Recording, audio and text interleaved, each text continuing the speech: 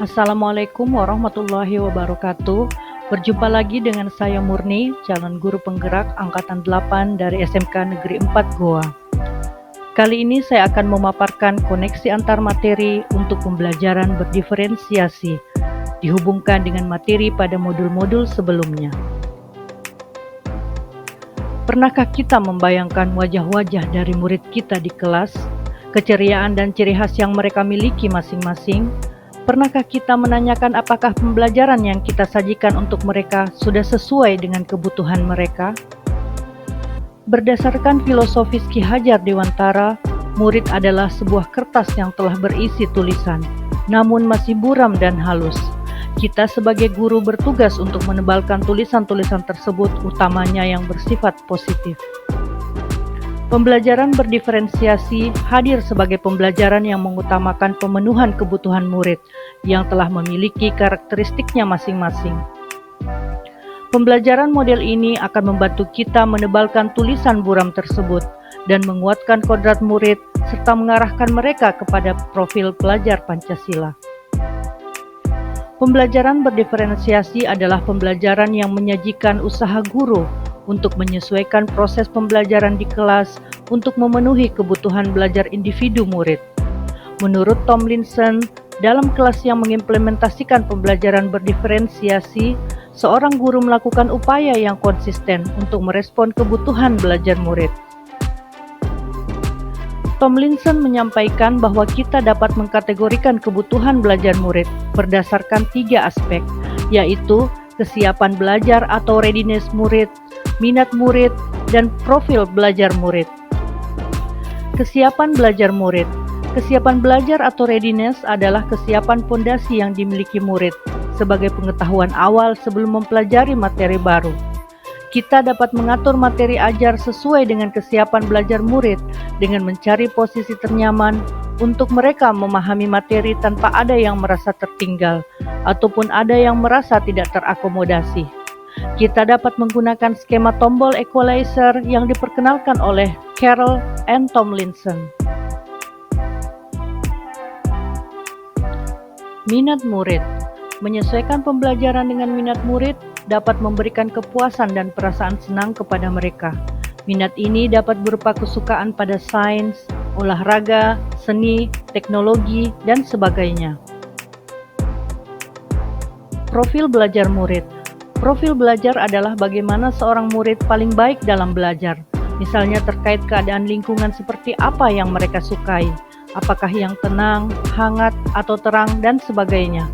Profil belajar murid ini dapat dilihat dari kebiasaan atau budaya dan gaya belajar, apakah visual, auditori, atau kinestetik. Karakteristik pembelajaran berdiferensiasi terlihat bahwa iklim pembelajaran akan sangat positif. Setiap orang dihargai. Ruang kelas dipenuhi oleh hasil karya murid yang bervariasi. Sekolah terasa nyaman dan semua merasa diterima. Pembelajaran dirancang tidak terlalu mudah dan tidak terlalu sulit agar semua bisa melakukannya. Dan masih banyak lagi karakteristik positif lainnya.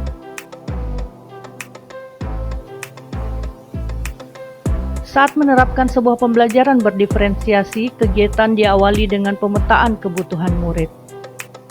Dengan mengetahui kebutuhan murid, baik dari segi kesiapan belajar, minat, dan profil belajar, guru kemudian menyusun aktivitas belajar untuk memenuhi kebutuhan tersebut.